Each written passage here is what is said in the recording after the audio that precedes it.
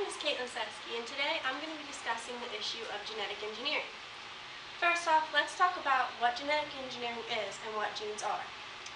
Every organism has cells, and in these cells there are genes. These genes are often referred to as the blueprint for life. Genes ultimately determine the function and growth of each cell. An organism will inherit these genes from each parent. Genetic engineering is a process that alters these genes, to have a desired outcome. The Center for Health Ethics says, genetic engineering aims to modify the genes to enhance the capabilities of the organism beyond what is normal. The novel Never Let Me Go gave us a glimpse of a world where clones were used to enhance the lives of humans. Cloning and genetic engineering are alike because they offer humans medical enhancement opportunities. As of right now, no human has ever been cloned in order to transplant an organ from one person to another. Unlike human cloning, genetic engineering is happening all around us.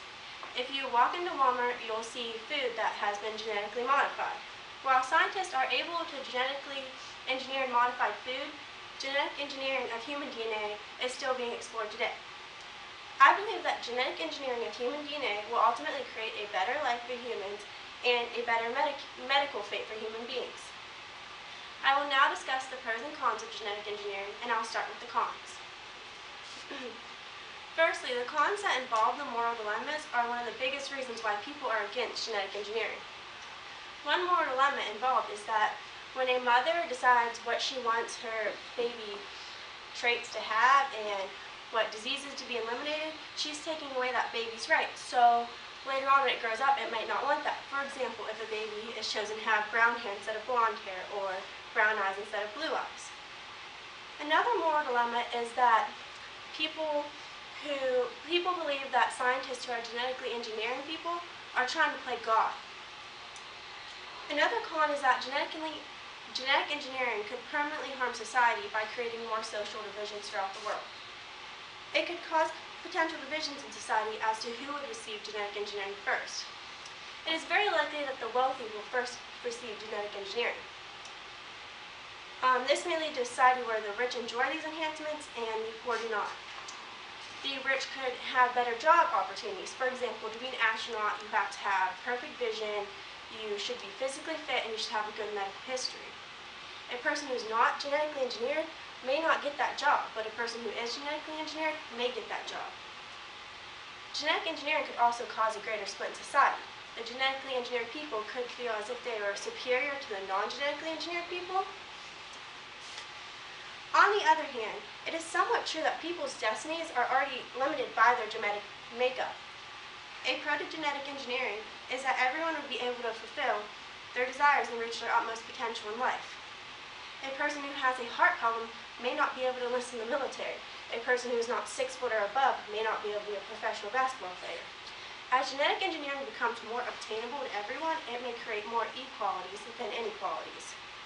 Rather than allowing an individual's genetic makeup decide their career and their lifelong goals, why not give everybody the ability to be genetically engineered and let their goals and everything be decided by their effort, determination, and perseverance.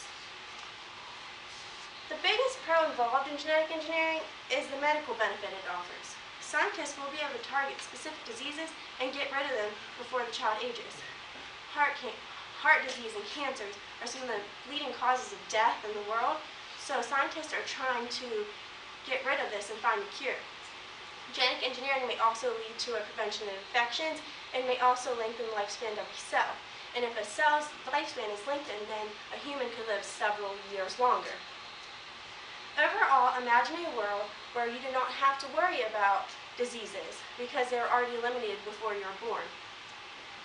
Gene therapies for the following have already been started: lung, breast, and kidney cancer, HIV, and cystic fibrosis.